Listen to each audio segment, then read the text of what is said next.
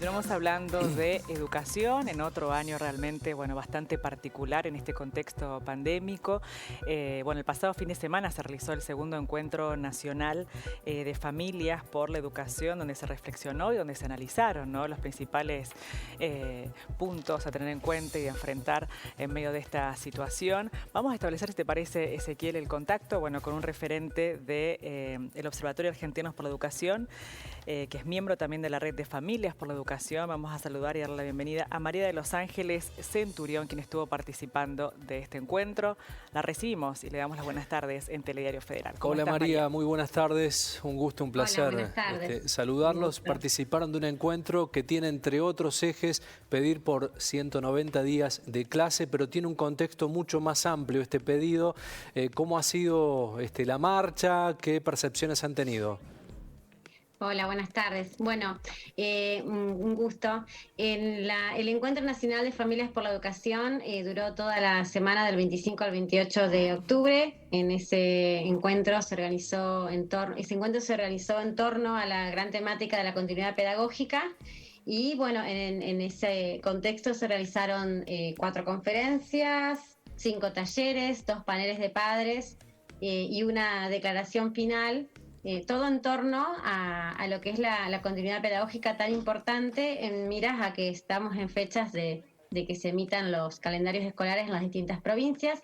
Sabemos que el Gobierno Nacional dispuso un piso de 190 días de clases para el 2022, pero esa es una declaración nacional y sabemos que los calendarios escolares dependen de cada provincia. Es ley desde el 2003 que los calendarios escolares contemplen un mínimo de 180 días de clases. Sabemos que hace 11 años eso no se cumple en todo el país y en todas las provincias y en todas las escuelas, ni para todos los niños. Entonces, lo que pretendíamos como un puntapié inicial para empezar a pensar esta mejora que queremos como familias, poner el foco en estos 180 días o 190 que propone el gobierno, de modo que sean efectivos a partir del 2022.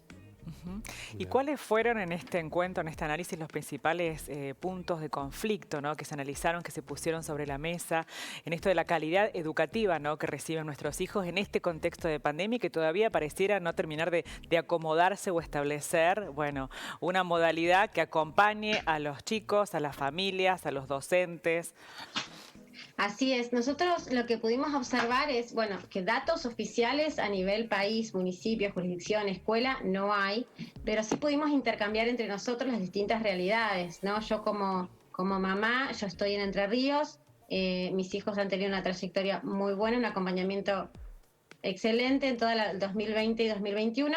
No es el caso de todas las mamás y todos los padres que nos encontramos allí, en ese intercambio vimos que hay una pluralidad inmensa de situaciones y de contextos, de acompañamientos, de formas, y no solamente fue la pandemia. Yo creo que convencidos estamos de que la pandemia fue el puntapié y lo que dejó ver muchas otras falencias que tenemos como sistema educativo y que tenemos que trabajar en pos de la mejora. Esa mejora implica apoyarse en los puntos fuertes y continuar hacia adelante, pero con la necesidad de un diagnóstico, que es algo que no tenemos, con la necesidad de resolver un montón de situaciones que aquejan a las distintas familias y escuelas en todo el país. Y fue con base en todas estas actividades y además una encuesta que se realizó a la cantidad de personas que participaron. Hubo 3.000 inscriptos en esta actividad, que se realizó una declaratoria con 10 puntos. Sin estos 10 puntos, la declaratoria se las puedo hacer llegar luego, pero en los 10 puntos que hablábamos, más fuerte fue el compromiso de ir más allá de la pandemia, de apoyar a los docentes, de pedir un diagnóstico frente a la pandemia, de procurar el calendario escolar de 190 días de clases y la continuidad de los chicos en las aulas, la transparencia en los datos, los calendarios escolares, las dificultades para cumplir específicamente y completamente y efectivamente cada uno de los 180 o 190 días que se anuncian, un compromiso real a los distintos niveles de gobierno, acceso a la información que permita tomar decisiones y la voz bienvenida de las familias en el sistema educativo en los niveles de decisión. Sí, porque si hay algo positivo, ¿no?, en este contexto de pandemia y educación es el fuerte y el gran compromiso asumido por las familias, ¿no?, en muchos aspectos, ¿no? Y en esto de dejar en claro que el compromiso va más allá de la pandemia, eso es lo más rescatable, si se quiere, de este tiempo, ¿no?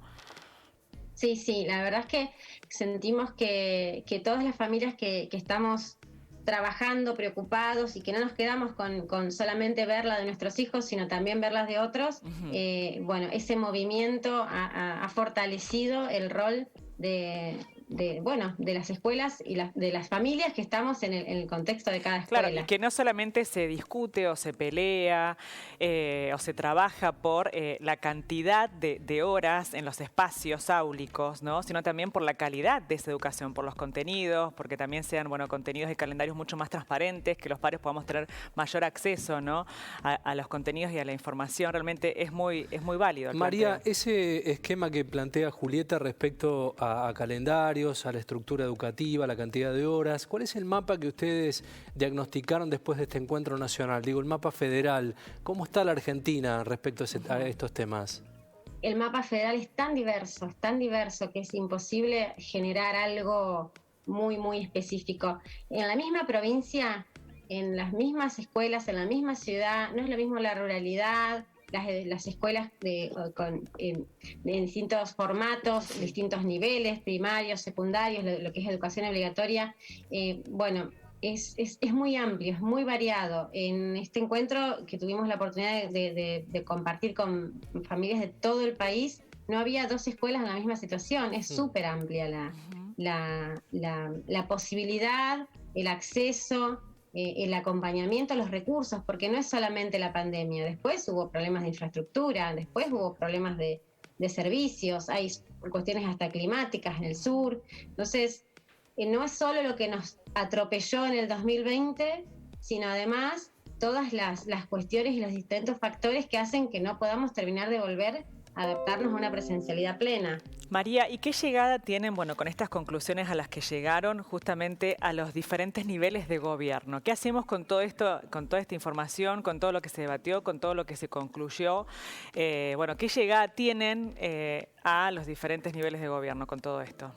Mira, te comento que esto fue emitido el viernes por un comité redactor, recién está circulando. Tuvimos un gran impacto en los medios, que suponemos que es el puntapié inicial para empezar a encontrar respuestas en los lugares de decisión. Estamos esperando ver de qué forma podemos tener contactos más formales con autoridades.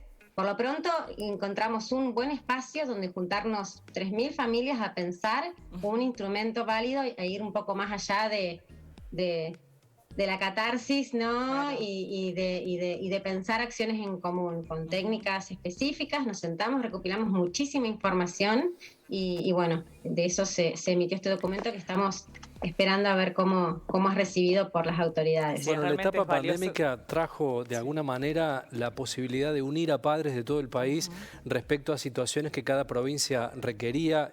Dentro de las cuestiones positivas de esta pandemia ha sido la posibilidad de la unión de los padres. El tema es gráficamente fijar agenda, ¿no? Los gobiernos, uno no lo ve en la agenda política, ni hablar de estas próximas elecciones dentro de unos días en la Argentina. Bueno, debiera ser plataforma política educativa, hablar en serio de la educación y recuperar lo que fuimos, ¿no?, hace 70, 80, 100 años en nuestro país.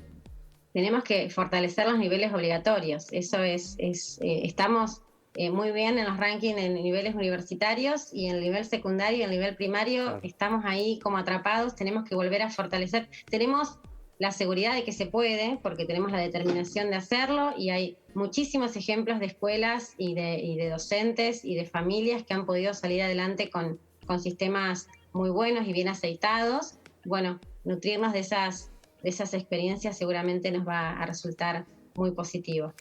Por último, María, bueno, me gustaría ver la posibilidad de que aquellas familias que de pronto se estén enterando en este momento de este encuentro, que a lo mejor se quieran sumar, bueno, para un próximo o para otras acciones que vayan a tener, bueno, ¿cómo contactarse? Nosotros estamos en las redes como Argentinos por la Educación. Familias por la Educación. Bien. Puedo pasarles ahora algún link de contacto. Perfecto. Nos encontramos siguiendo las redes, podemos suscribirnos a un correo electrónico y ahí obtener información. También debe estar en las redes en Facebook.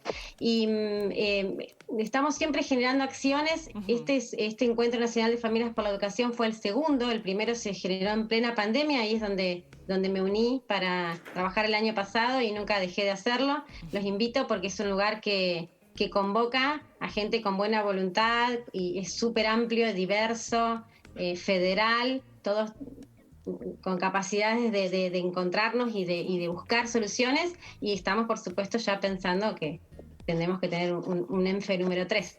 Hay varias actividades para hacer, empezar, están todos invitados. Para cerrar de la mejor manera este ciclo y empezar el próximo también, ¿no? Por favor. Con lo mejor. Bueno, muchísimas gracias, María. Un abrazo, un gusto. Muchísimas gracias. Por favor, hasta pronto. Adiós. Hasta luego.